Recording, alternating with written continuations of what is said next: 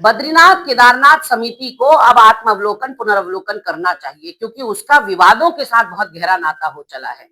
कभी QR code मामला, तो कभी रील बनाने का मामला, तो कभी वीआईपी कल्चर का मामला, तो कभी मंदिर सोना चोरी मामला, तो कभी पति पत्नी को नौकरी देने का मामला, और अब तो आरटीआई में इतना बड़ा खुलासा हुआ है जो बम के समान है कि बीकेटीसी का पैसा भाजपा के और आरएसएस के लोगों पर खर्च कर दिया गया, नेताओं पर खर्च कर दिया गया, उनके रहने खाने ठहरने के इंतजाम में 40-40 हजार रुपया बीकेटीसी ने खर्च कर दिया। और ये आरोप हमारे नहीं है, ये तो आरटीआई में खुलासा हुआ है। अब जो है नूरा कुश्ती चल रही है इन भाजपा के नेताओं की, जिनके नाम पर ये बिल फटे हैं, उनके और बीकेटीसी के बीच में।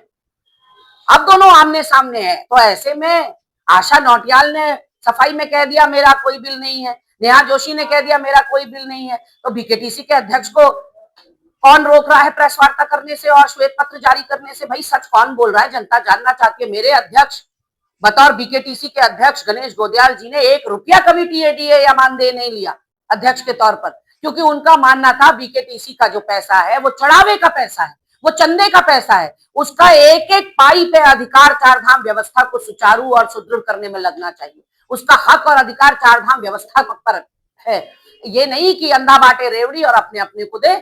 बीकेटीसी के अध्यक्ष तो ऐसे बांट रहे हैं बीकेटीसी का पैसा जैसे वो उनका अपना घर से लाया हुआ पैसा हो। तो कुल मिलाकर उत्तराखंड की जनता सच जानना चाहती है, और क्योंकि वो प्रेस कॉन्फ्रेंस करने के लिए सामने नहीं आ रहे हैं, तो ऐसे में हमको अपने मुख्यमंत्री पर भरोसा है कि मुख्यमंत्री जी कुछ बोलेंगे इस पर। विवाद गहराता चला जा रहा है और गंभीर विवाद है, छद्म सनातन प्रेम को उजागर करता है। ये तथाकथित हिंदू धर्म के झंडा बरदार जो अपने आप को कहते हैं, यदि ये 4 धाम की यात्रा अपने पैसों से नहीं कर सकते तो लानत है इनके ऊपर। सरकारी पैसे से 4 धाम की यात्रा कर रहे हैं, घर बैठो, नहीं है पैसा तो। कुल मिलाकर इस पैसे पर इन लोगों का कोई अधिकार नहीं था, और 4 धाम यात्रा किसी की बपौती नहीं है।